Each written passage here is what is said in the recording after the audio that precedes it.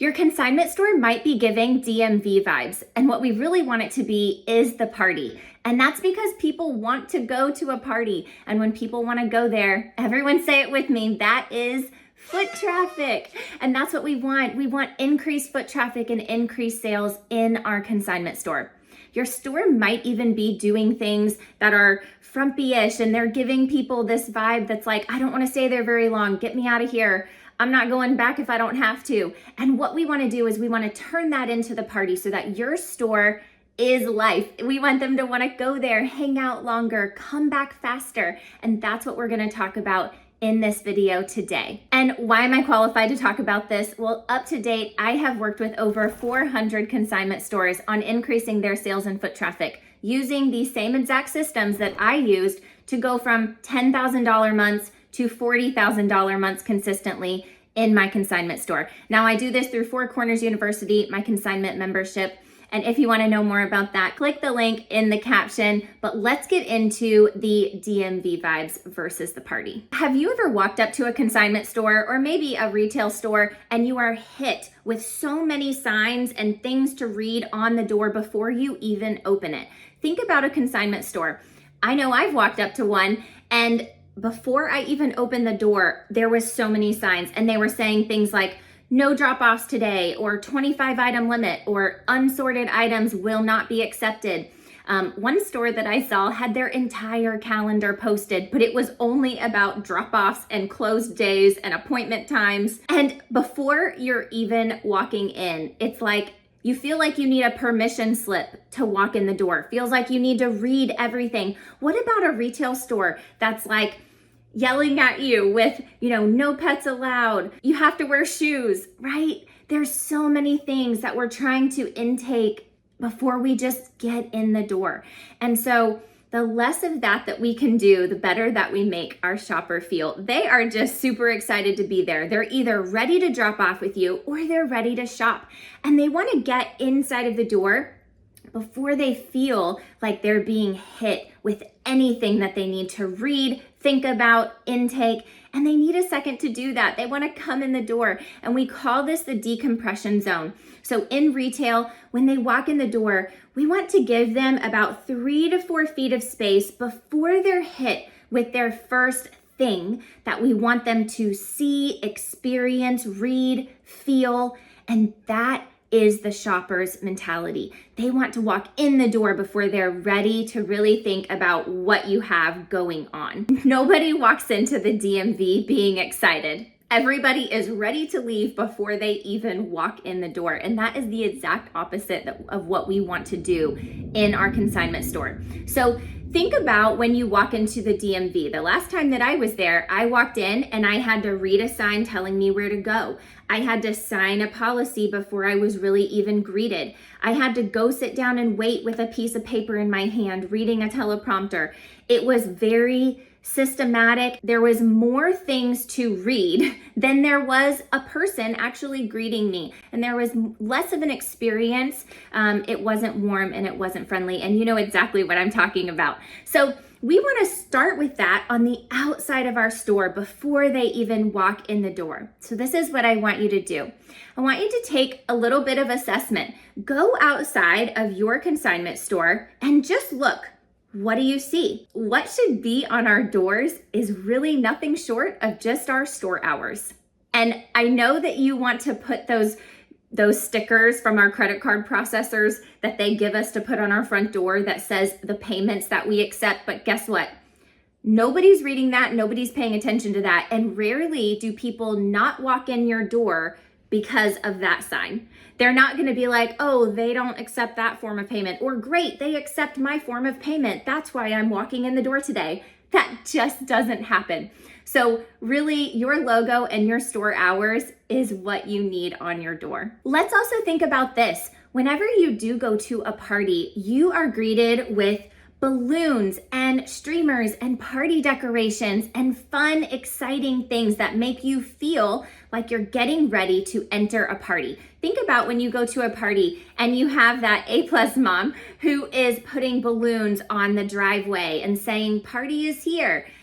That gets us excited, even mentally, and we don't even realize it. It is psychology, so we love seeing that before we even walk in the door. We know the party is here. What if we turned that same exact tip from an actual party to our store? So instead of all of these signs all over the place, we were just welcoming them and greeting them and telling them the party is inside, literally. So we want to be thinking about balloons. We want to be thinking about the pennant flag banners that we can hang outside of the store. If we have a chalkboard outside, it should say nothing less than just welcome, nothing more. It shouldn't give a bunch of rules. It shouldn't be talking about our drop-offs. It's just welcoming them to the party. And of course, we want to sneak in some brand recognition. So we want to be using our brand colors so that they start recognizing us and our brand and associating it with something fun, exciting, and a warm place and friendly place to be, and that it's ours. Those are things that we would want to communicate on the outside of our store. What we don't necessarily need to communicate, and what I would like you to reconsider, are things about your drop-off policies. Maybe the drop-off rules, anything about your daily limits or appointments. None of that, nothing having to do with our consignment or drop-off process in general needs to be on the outside. We also would want to consider things like sale and event flyers. Even though we think that that is super fun, a small flyer or even a regular printer page size flyer is not giving them what they need. They want to be able to walk in the door and learn about the sale or be, talked to by an actual human about the sale. They don't want to stop and read that sale flyer before they're walking in your door. They're just trying to get inside. So let's not break their excitement and just shove all of this information in their face when they feel like they have to read it before they walk in the door. All right, so you're probably like, okay, well, Sarah, where do I put all of this information instead? If I can't put it on the outside of my doors, then where am I gonna put it? If I can't put it on my windows, where is it gonna go? Let me tell you. So anything having to do with your drop-offs as a consignment store needs to be in your drop-off area. Now, what I suggest inside of my membership is that you have two different counters. So we're gonna have a front counter, your sales wrap, your checkout counter, we call it lots of different things. That's gonna be as close to the front door as possible. And then we want to have a drop-off zone, which is going to be a separate counter towards the very back of your store, as closest to your processing room as possible. So we want all of our drop-off policies, anything dealing with our drop-offs, to be in our drop zone. Now let's think about why for a second. So as a consignor, if I'm coming to your store and I am carrying an armful or 2 armfuls of things, then the last thing that I am thinking about is, let me stop and read all of these drop-off policies outside while my hands are full before I walk in to do the thing that I came to do. Not one of your consignors is actually thinking that. Sometimes your type A will feel like they need to follow the rules, and so they will stop and read all of the things. But if they come into anything that they question or that it rubs them a little bit the wrong way, they're already having a negative experience with you before they walk in the door. So we want to keep those policies and procedures to a real human. You're not a robot, you are a real person and a small business owner. So we want to leave that to you or an employee to communicate those drop-off procedures to them. That stuff goes so much better when you are talking to each other in person. And if you're really working on your customer service skills, then that interaction will go so much better than anything typed or written out. Another thing that you might be saying is, well, where is that payment processor sticker going to go? You can just toss it. You don't need to put it anywhere. The only thing that I would tell you to do instead is to maybe put a small sign at your register if you don't accept one of the major cards, and you don't need that sticker to do that. So if there is a major card, or let's say that you are a cashless store, that's pretty important. And we would want to post that right next to the checkout register. If you have an issue with this and people, let's say that you're cashless and somebody wants to pay with cash that day and you have had multiple people get aggravated that they get to the counter and they didn't know, one, that tells you that if you have that posted on your door, that sign is not working anyways. But what I would suggest is that when you have people walk in the door, as part of your greeting, you would say, hey, welcome to so-and-so store. Just a reminder, we do not accept cash. If you have any other questions and you want help looking for something, please let me know. So we're just gonna insert that into our greeting so that we know that they know and it came from a real human, not a piece of paper. And the other thing that I brought up was those sale and event flyers. So let's talk about that very quickly. Remember that decompression zone we talked about 3 to 4 feet as from the point that they walk in the door right in front of them. We really like to have some sort of display. This is where I tell my clients to have their holiday stuff. But you could have a small whiteboard or chalkboard right next to your decompression zone that if you have a big sale or an event going on, you can just simply write about it or create a poster, and it can be in that decompression zone, because once they've walked in the store and they feel like they did it, they made it, they checked the box, now they're ready to see what's going on in that area. So this is the place that I would put sale and event flyers.